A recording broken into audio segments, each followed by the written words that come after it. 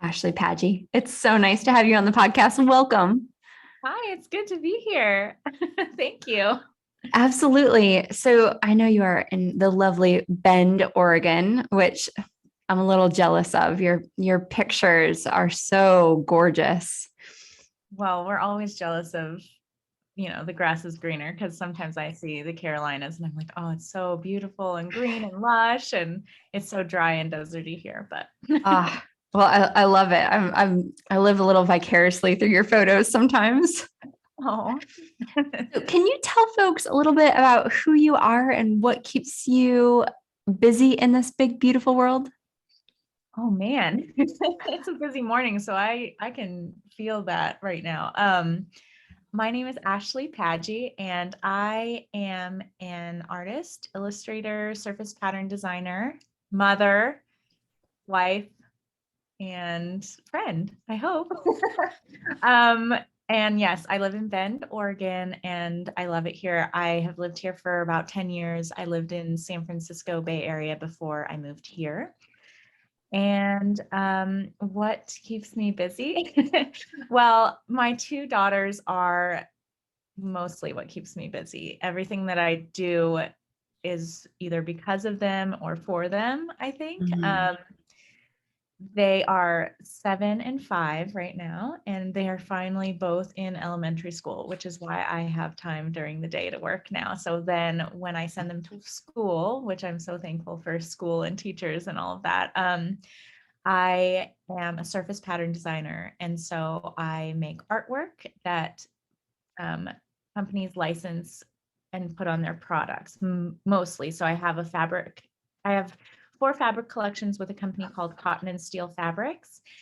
And I also license my artwork on other products like children's clothing, outdoor gear, home decor like towels, and I do yoga towels, which I feel like you would like.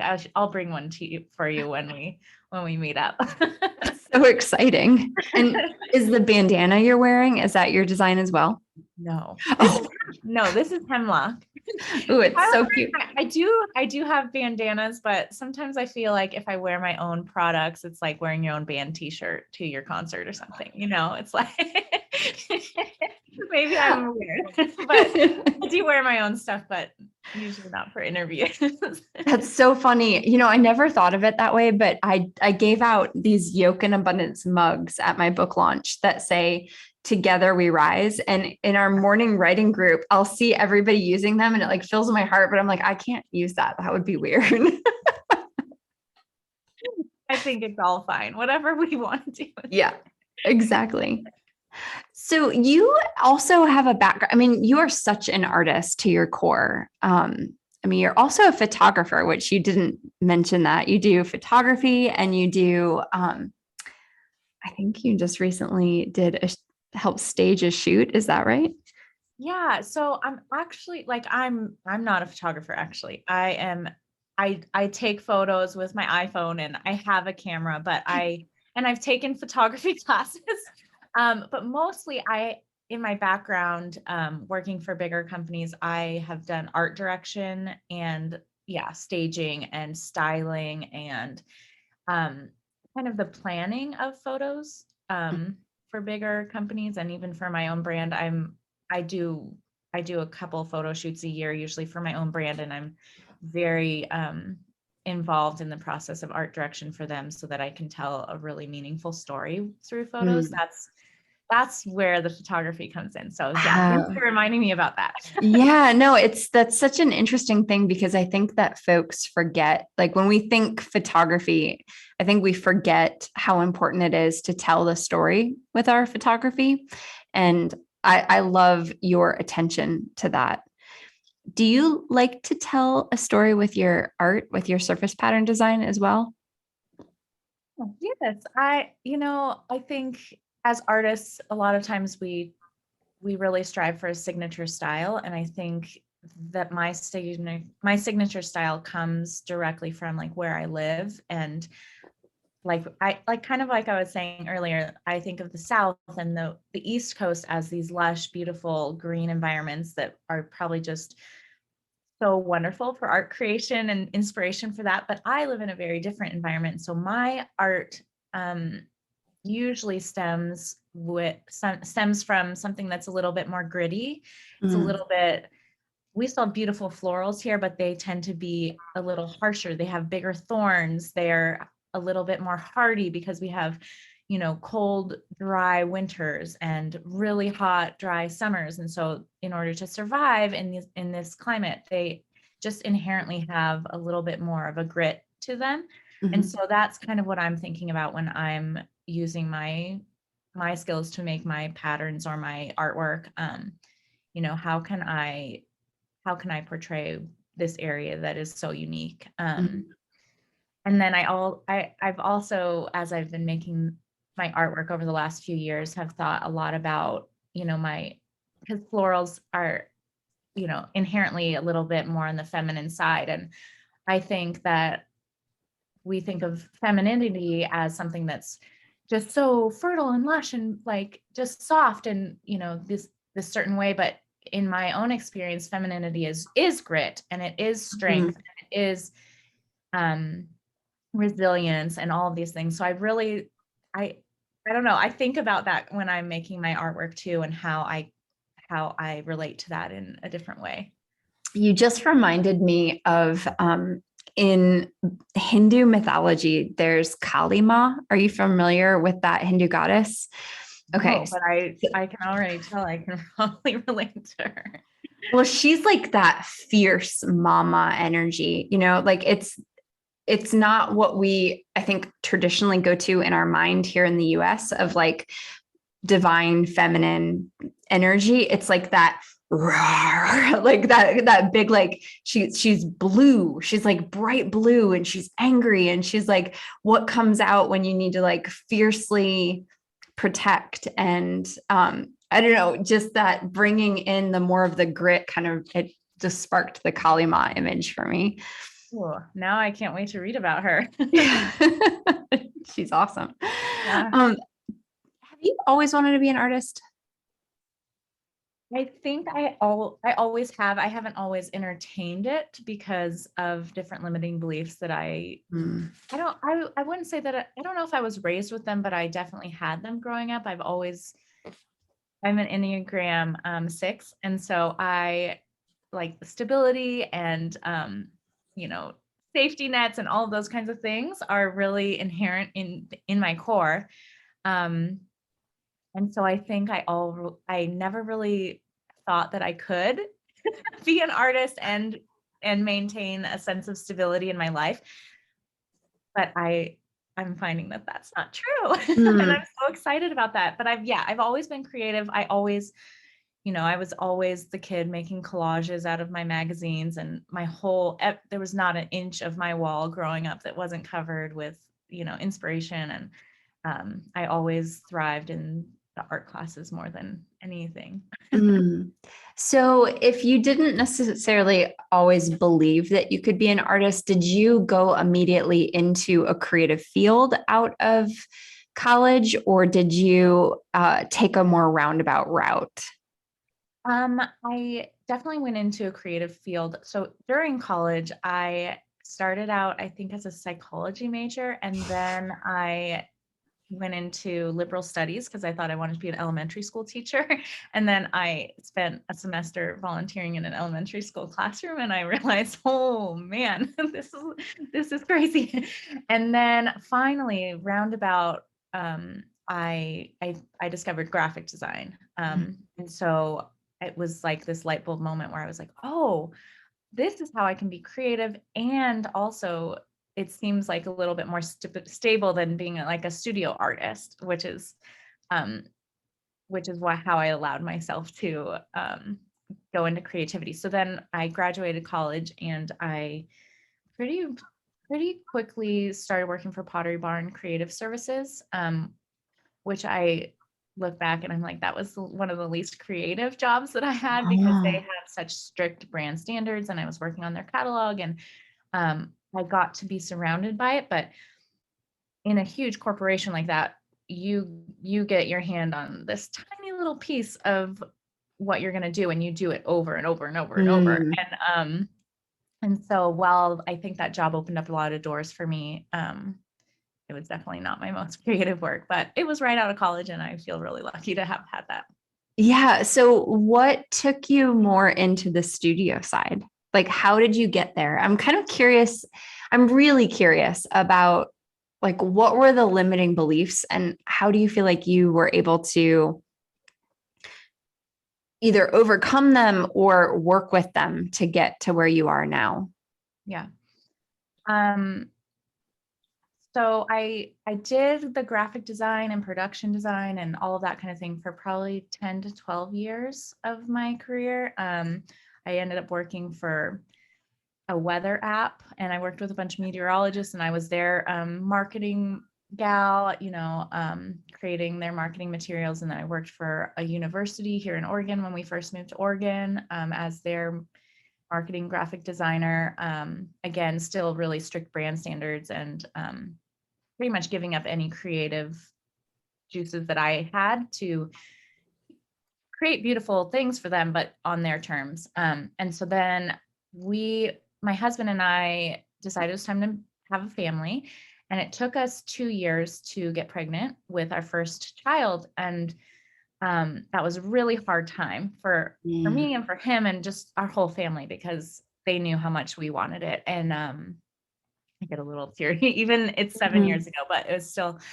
And so I think that changed a lot of my perspective on things. And so we finally got pregnant, and I had my healthy baby, and I was about to go back to work at the university. And I was just like, I can't leave Cora for 40 hours a week anymore. And so I tried to maybe go part-time, but that wasn't really a possibility. So I was like, cold turkey. I was like, I'm committed to this baby, and I'm staying. It took me so long to get her. And so I'm like, I'm going to be a stay-at-home mom for a little while, and just kind of reevaluate. And so I ended up being a stay-at-home mom for 5 years because I had a second baby, and then it just, they take over.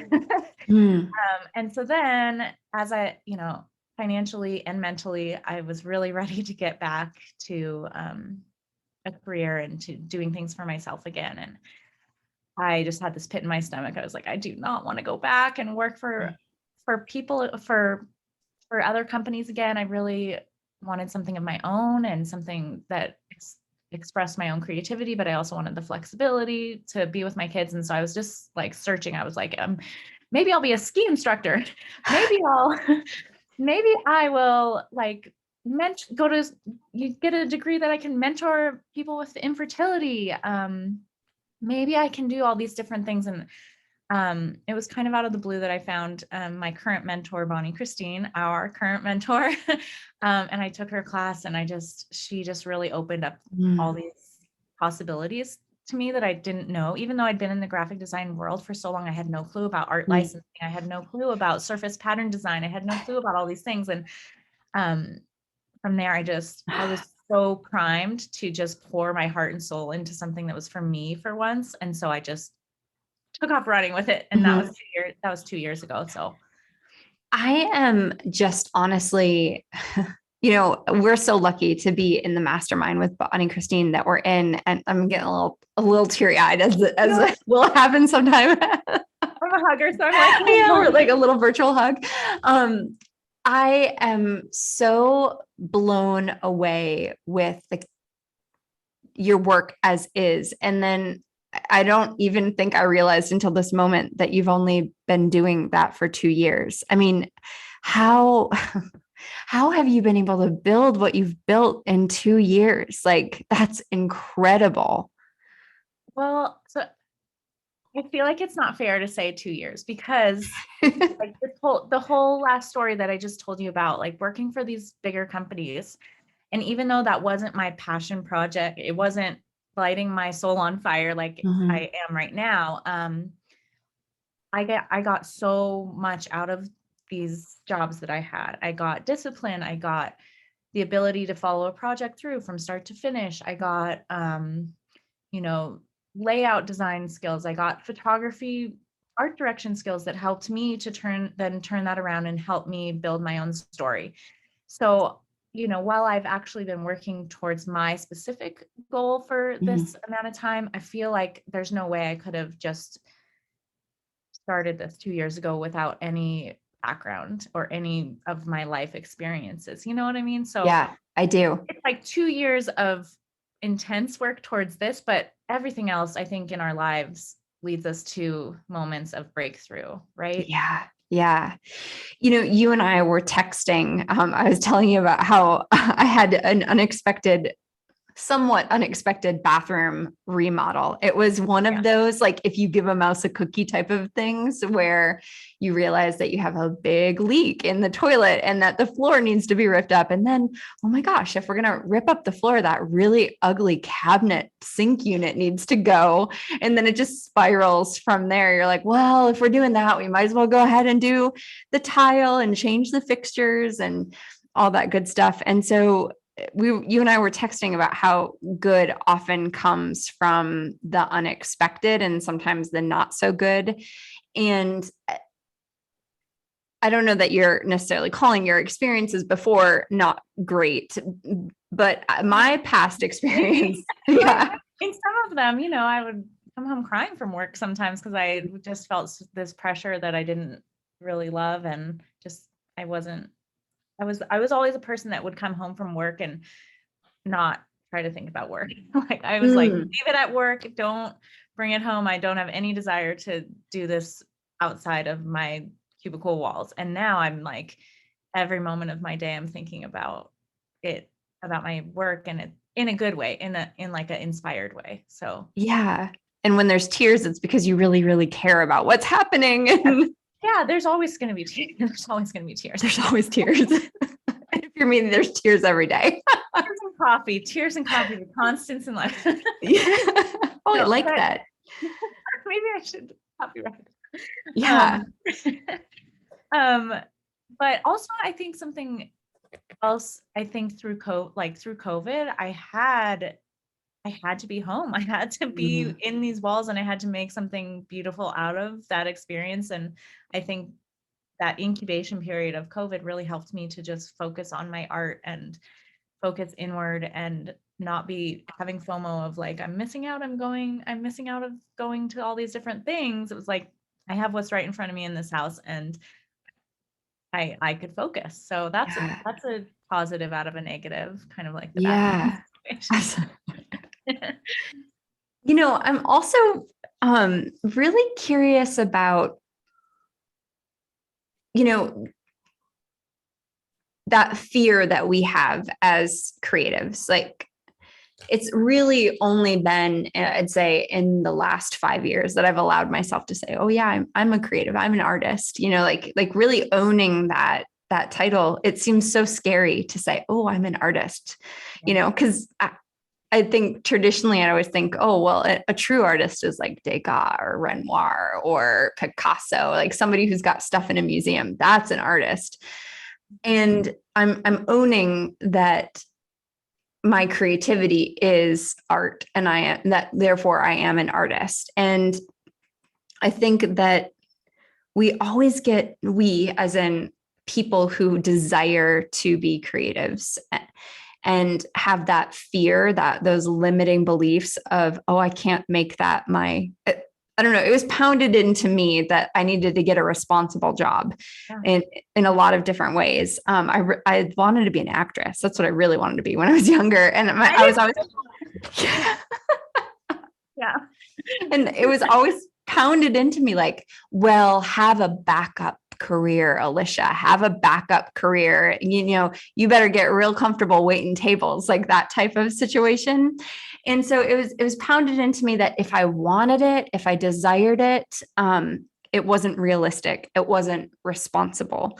However, what I've found, and diving deeper into this creative art world from a writing standpoint and a surface pattern design standpoint, and pottery and collage and soul collage. I mean, there are so many different ways that people can make a living. I'm curious, what has been the most surprising part of like literally making a living at art that you've had? Like, what surprised you about being able to do it? Well, I think so. I also had those limiting beliefs growing up, and I don't know, I would never want to blame my mom and my grandma and the influences in my life because they were also creative. But I think that we're we're kind of in a renaissance of art and Mm. all of these things right now because we have access to any audience that we want. I mean, we're literally as far across the country from each other right now as we can possibly be. Yeah. And we're communicating and sharing, and that, we can reach people all over the world with our art now. And our parents grew up with limiting beliefs around that because that was impossible, like literally Mm. impossible, unless you got on a plane with your little pottery and you took it across to, like, I don't know, Australia. Like, I sell fabric. Oh, some of my fabric is sold in Germany, for example. Wow. And, within seconds, someone in Germany can take a photograph of what they've made with my fabric and then upload it to Instagram. And then I see it and I'm like blown away by the fact that someone around the world is using something that I created. And so I think that the limiting beliefs came from a real place, from a Mhm. from a legitimate fear and a real place. But as globalization, spreads and we are able to reach more people, it's a possibility now. And it is so exciting because people can actually fulfill their inner desires, and they don't necessarily have, I mean, there's still people that really, really want that structured career where Mhm. you're going to get a pension at the end and you're going to do these things, and we all need nurses and doctors and teachers and all those things. But like the people that don't necessarily fit into that bubble, there's so much opportunity for us now. Yeah. And we can be jack of all trades. We can do, like, you are a fantastic writer, and then you also, I'm blown away by your watercolor. Like, you're far and away a better watercolor than I would ever hope to be. And just the fact that you can entertain all of those things and get your work out there and make different revenue streams from all these different places Mhm. is so fantastic, and it's exciting. It is so exciting. I don't even think about it that way sometimes, like the watercolor piece. I just do that for fun. Like I don't monetize that most of the time, although I did sell one recently, which was really And fun. you painted the cover of your book. Oh yeah, and I forgot that. I forget that sometimes. I don't. I I'll did. remind. Thanks. But it blows me away the things that we can do. I mean, we can make greeting cards. We can make fabric. We can make tea towels. We can make stickers. We can have our art licensed. We can create courses around it. We can support other people's courses. I recently spoke at my high school, which was like the most mind blowing experience ever. I For the was record, glued to your Instagram stories during that day. I was like, wow, that is so special. And it's so special that you still have a connection to your high school, because I don't really my high school didn't really foster connection long term like that. Like, mm, we had no one went to our high school reunion, and it just wasn't, it didn't seem the same. So I was really intrigued by your experience. yeah, I went to this, like, I'm going to say private Catholic, but don't think like high end anything. It was just like, I don't know. It also had the nickname like Central Public because but it was a great school for me at that time in my life, I'll say. And it's not so much that I've kept up with them because I don't consider myself Catholic anymore. So there's a weirdness on that end of like, oh, do I even belong there? Um, but the main message that I wanted those students to get from me was like, if there's something in your heart, like you just have to go for it and find a way to make it work. Like if it's in your heart to do it, it's there for a reason. And the only one that's going to get in your way from doing it is you. And that was like my main message to them. And I firmly believe that with the creativity, like there are, if you can dream it, you can find a way to monetize it. Yeah. And, sometimes you don't even have to monetize it either. Like, if you have a way to make something work for you, then you can, like, my husband went to school for music, music industry and recording arts, like right as that industry just kind of went downhill. And so now he works in the coffee industry and he imports beans, and he does so much with wholesale of this whole coffee business. But he's not disappointed that he's not in music, because he still does music. He's in a band and he records his own stuff and things like that. But I think sometimes our passions can't be monetized in a way that will that they can still be our passions after we monetize them, because it can just spiral into too much pressure and then you don't enjoy it too. So there's that aspect. But when you were saying that, I've been thinking a lot lately about, and I've talked about this in our mastermind a little bit, but I constantly feel like I don't have time. I don't have time to do all the things because I'm so passionate about what I'm doing right now. I feel like my list of to-dos and things that will help me progress in my business and my life and everything are just so long, I can never get a hold of them. And so I've been trying to reframe it and thinking back to my real why in creativity and in this. And I think it stems from watching people in my life, in my family, and just other people in my life as they age and as they get into retirement.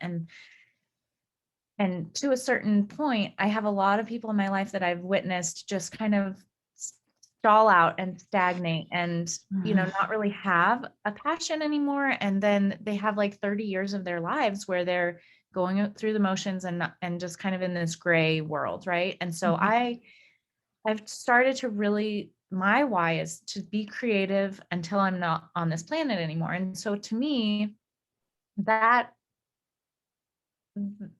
takes a lot of the pressure off of like today and this week to learn and do everything that I want to do. If I'm like, okay, this is on my big old list, but hopefully I have 50 more years on this planet. And so that's okay, because that means that until I'm gone, I will still have this list and I will still be doing things. And so that's kind of like freed up my anxiety of like, now, get it out right now, I have to, I've got my morning pages in front of me because I keep all of my notes in one place. Like I'll write my morning pages and then my notebook is the same. But I literally wrote this morning. I was about to write, there's so much to do and so little time to do it. Like I started writing that and I was like, wait a second. And I was like, is that true? Like I stopped mid-sentence and I thought, okay, is that true? And I reframed it like, if I want to do it, I always end up getting it done. If I really want to do it, I always find a way to do it. So I think it is that. I think you and I are both going to be doing a deep dive into why very soon with Immersion Live, because I know Bonnie is going to be talking about it. But this is something that I always ask my clients in coaching to reconnect to as well is, what, after we've done a lot of foundational work of like, what are your core values? What do you want? Then what is your why around doing that thing? And even from a failure standpoint, I talk about this in, spoiler alert, the last chapter of Little Failures. So I can't wait. I'm getting that book in the mail this week and I'm so excited to read it. I'm just going to give you a little spoiler. You like, this is good. You're like, leave me alone. Well, I said that the most important thing, like Elizabeth Gilbert has this TED Talk that she did where she talks about how success and failure both fling you. So they're the same because they fling you so far away from your center and your home base and the thing that makes you, that they are almost the same. They're two sides of the same coin. So like failure takes you way far out to the right, and then success takes you way far out to the left. And she said, the only thing that really matters is that you come home to the thing that is the essence of you. Like she says it a little bit differently. I'm summarizing it. And that for her, writing is that thing. Like, she, after Eat, Pray, Love, couldn't write a book that everybody who loved Eat, Pray, Love would love, right? And she knew that. And the people who didn't like her before Eat, Pray, Love, they weren't going to like her now on this next book. And so she said the thing that she had to just remember is that her home was writing. And that was her why, writing. It doesn't matter if it was successful or not successful, as long as she kept writing. And I think about that in the, oh my God, am I going to get everything done? Because sometimes when I don't get everything done, it feels like a failure. But as long as I can come home to the fact that I get to create every day and I get to do work that makes an impact every day, it doesn't really matter how much gets done as long as I keep doing that. Right. So I love that. Yeah. Yeah. I love your why. I really love your why of being creative until the very, very end. I don't like to say till I die. Sometimes I'm like, I'm going to be creative till I die. And that seems like so jarring. So I like to think till I'm no longer on this planet. That's where I'll be at. Well, okay. So I love that. I love that. And I think you and I both have a deep love for our grandmothers. And, you know, my grandmother is 97 and she still plants a huge tomato garden and she is in love with her flowers. And that's her form of creativity. And then she cans and she makes delicious stuff. Like there's so much creativity there in that. And I honestly think it's her passion and her creativity that has brought her to 97. That's made her who she is. So when we have something that is that powerful,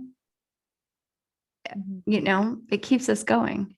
Yeah, my grandmother passed 3 or 4 years ago. 4 years ago.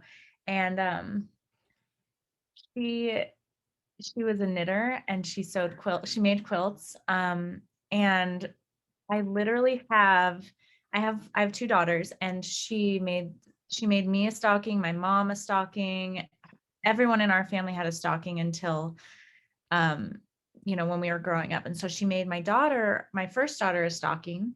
And then I literally have a half done stocking for May, my youngest daughter. Sorry, because she was just still doing that until, I mean, she had cancer and it was really quick, but she was still doing it until like she could not hold the needles anymore. And maybe I didn't even think about that until you just said that, but yeah, she was doing that till she was gone. Are you going to finish that stocking?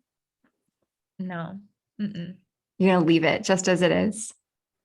Yep. I don't think I don't want to, but I do have a fabric collection right now, and I'm working with someone I don't know how to sew, but I'm working with someone that is a friend of mine, Tanya. She's actually my daughter's friend's grandmother. So she's kind of like a grandmother figure in my life too. And this fall, she's going to teach me how to sew stockings out of my fabric.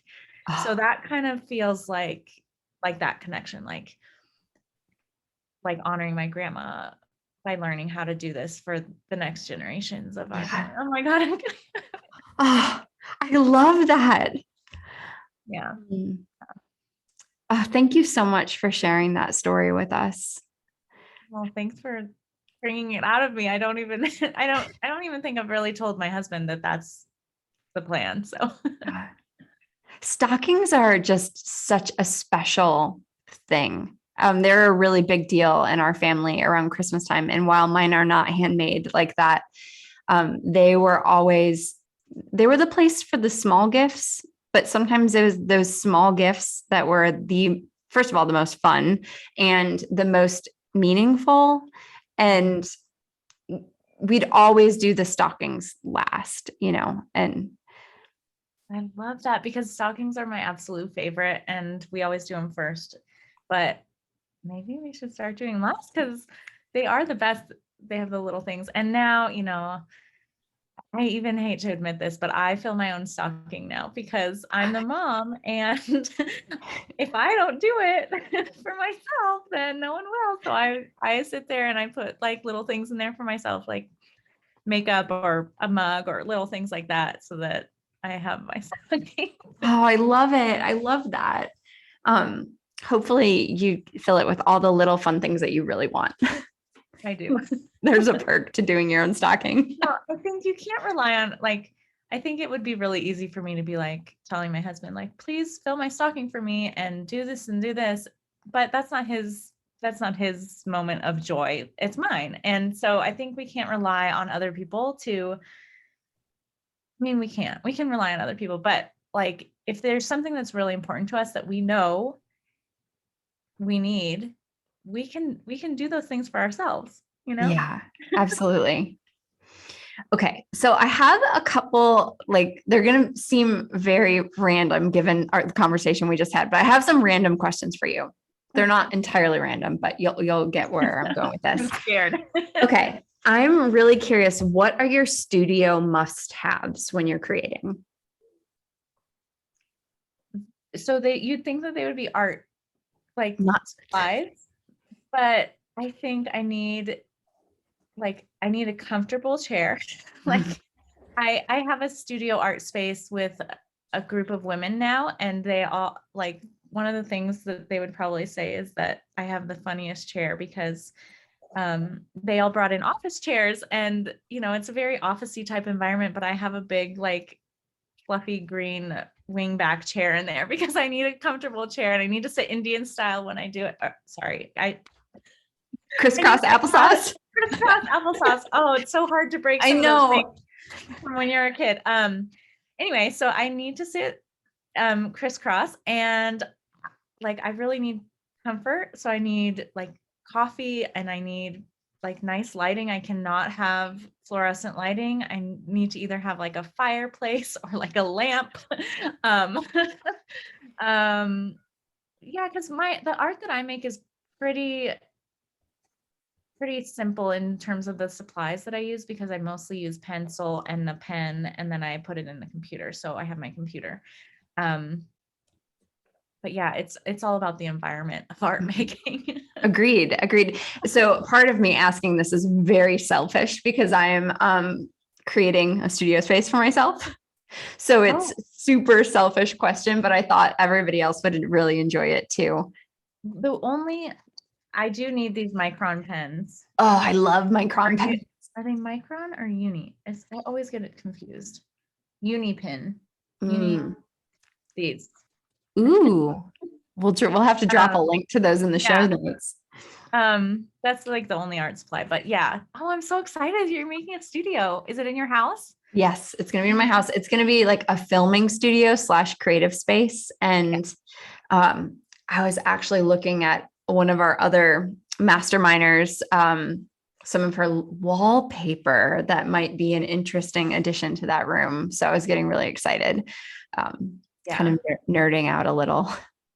Oh, that's fun. That's really cool. So I have this studio space now downtown in this really, really cool area, but the inside of it feels like an office building. I think I'm having a hard time being creative there. Like, I will go there to do my emails, and I'll go there to organize myself and do like admin stuff because I feel like that's what it feels like. But it does kind of remind me of the cubicles I used to work in when I worked for bigger companies. And so I'm not sure. I don't know.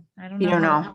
It's going to last, even though I love being there. There's a photographer there that's one of my best friends, and there's painters, and we're all building these really cool connections, but the space itself is really important. It is. It's really important. Yeah. I have a hard time working or creating if the space is not right. And that's the weirdest thing to me. I remember taking a personality test maybe 7 years ago or so. And the guy I was dating, he owned this company, this sales company, and they did these personality tests for folks, like these big ones. And he was like, wow, you're like an off the chart aesthetic. And which I thought was really funny because I never thought of myself as like a good eye for things. However, it does really matter to me, like how things are placed and what it looks like. And I've become more aware that it's hard for me to get stuff done if the flow doesn't feel right visually. So, yeah. And it's so funny because some people like, I would think that everyone would be like that, but sometimes you go into like friends' houses and you're like, oh, like that's not even on your radar to like make the lighting not, there's these big fluorescent lights in your house and you're like, oh my gosh. But it's just not, we all have different things that are important to us and some things that we notice and are really picky about. And then other times people just, it's not on their radar. yeah. Okay. So other questions for you. I'm really curious. What's the most interesting thing that has ever been made of your fabric? Oh, wow.